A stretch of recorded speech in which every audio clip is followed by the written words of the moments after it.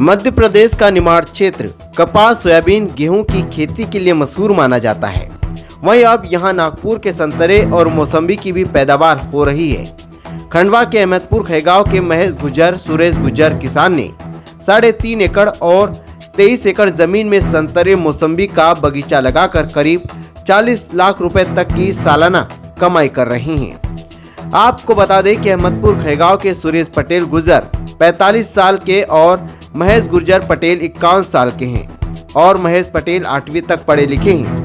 वहीं सुरेश गुर्जर पटेल बीकॉम की पढ़ाई करे हुए हैं। वहीं परिवार में 2 बड़े भाई हैं। 2 भाई खेती किसानी से जुड़े हैं। वहीं महेश पटेल गुर्जर के परिवार में 3 छोटे बड़े भाई हैं और सभी खेती किसानी से जुड़े हैं। महेश पटेल ने 9 साल पहले संतरा का बगीचा लगाया था।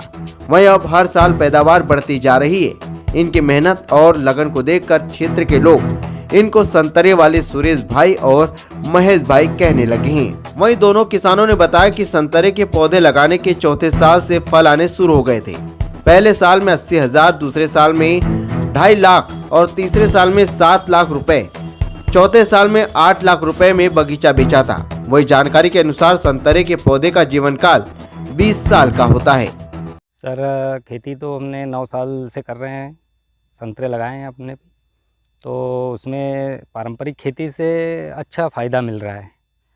हालांकि हर फसल में मतलब लागत भी है और आमदनी भी है। और ये प्रकृति का कभी ये सब प्रकोप कुछ आ जाता है तो लागत लगने के बाद मुनाफा कम होता है, पर प्रकृति कभी सही रहेगी तो बहुत अच्छा मुनाफा आएगा। जैसे हमने अभी 2 साल 3 साल में अच्छी कमाई हो रही है संतरे से।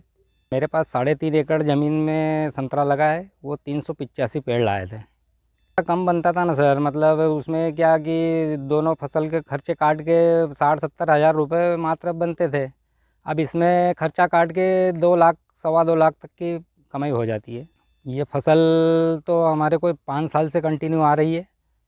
और पहले साल अपन ने मतलब कि 1 लाख में दिया था, फिर 2.5 लाख में दिया, 7 लाख में भी दिया और 9 लाख तक पहुंच गए हम। मतलब अपन खेती कर रहे हैं, अच्छी खेती करेंगे तो नाम रोशन होगा, नहीं तो अब वैसे मतलब कौन पहचानेगा अपन अच्छी खेती नहीं करेंगे। तो यही संदेश देता हूँ कि मतलब खेती करे तो टेक्निकल तरीके से खेती करना चाहिए और लापरवाही बिल्कुल नहीं करना चाहिए खेती में। जिस समय से जो ट्रीटमेंट अपनी फसल में लग रहा है वो तरीके से करना चाहिए।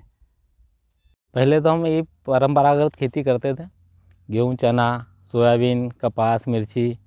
इसके पहले कपास मिर्ची भी नहीं करते थे, पर जब पढ़ाई ख़त्म की मैं बीकॉम किया मैंने, उसके बाद खेती करने का तो मेरा कोई मूड था नहीं पहले से ही, क्योंकि बहुत मेहनत थी इसमें और जो मेहनत अपन करते थे उसका फल मिलेगा इसकी कोई गारंटी भी नहीं थी। 2002 में मैंने बीकॉम कंप्लीट कर लिया था।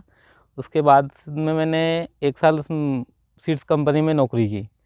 तो जब मैं बुरहानपुर रहा तो मैंने जब वहाँ पे देखा खेती, तो वहाँ पे कपास की खेती, गन्ने की खेती, केले की खेती ड्रिप से करते थे। उस टाइम में ये खंडवा एरिया में ड्रिप को कोई पहचानता भी नहीं था।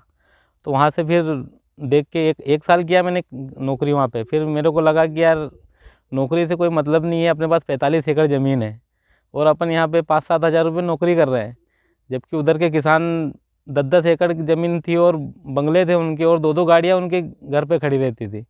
तो उसके बाद से फिर मैंने खेती करने का विचार बनाया। हमने तो शुरुआत तो करीबन सन 15-16 में की थी। तो 5 एकड़ में संतरा लगाया था और 3 एकड़ में मौसम्बी लगाई थी। फिर वो तीसरे साल चौथे साल चालू हो गया। तीसरे साल तो बहुत कम आया था, बाकी चौथे साल से ठीक ठाक उत्पादन देने लग गया। तो हमको लगा कि ये गेहूँ और सोयाबीन, कपास, इनसे सबसे ज़्यादा तो इसमें फ़ायदा है, क्योंकि इसमें लागत भी बहुत कम है, लेबर तो लगता ही नहीं है। लेबर तो अपन बेच दो तो फिर वो व्यापारी का ही लगता है। तो फिर हमने इसको बढ़ाते हुए आज हम 24 एकड़ में खेती कर रहे हैं संतरा मौसम्बी की, और हमको अच्छा लाभ मिल रहा है और बहुत लागत भी कम है, इसमें मजदूर लगते नहीं हैं। युवा पीढ़ी को यही बोल रहा हूँ कि अगर आपके पास खेती है, किसान के बच्चे हैं, तो फिर नौकरी करने से कोई मतलब नहीं है। मैंने ये अनुभव किया है कि ऐसा कोई सा बिज़नेस नहीं है जिसमें कि आदमी करोड़पति नहीं बन सकता। अगर अब कबाड़े का काम कर रहा है तो उसमें भी जो ऊपर वाला है वो करोड़पति है। तो मैंने कहा खेती में भी अपन करोड़पति बन सकते हैं। तो उसके हिसाब से मैंने फिर खेती पे ऐसा सोचा, बागवानी की तरफ गए हम। तो युवा पीढ़ी को तो बोलता हूँ आजकल नौकरी से कोई मतलब नहीं और नौकरियाँ मिल भी नहीं रही है, तो अपनी खेती में ही मेहनत करें तो अच्छा उत्पादन ले और बागवानी की खेती करें ज़्यादातर अपनी ये। बाकी उसके साथ में थोड़ा बहुत बागवानी चालू करें तो उनका रुझान खेती तरफ बढ़ेगा, उनको भी फ़ायदा मिलेगा।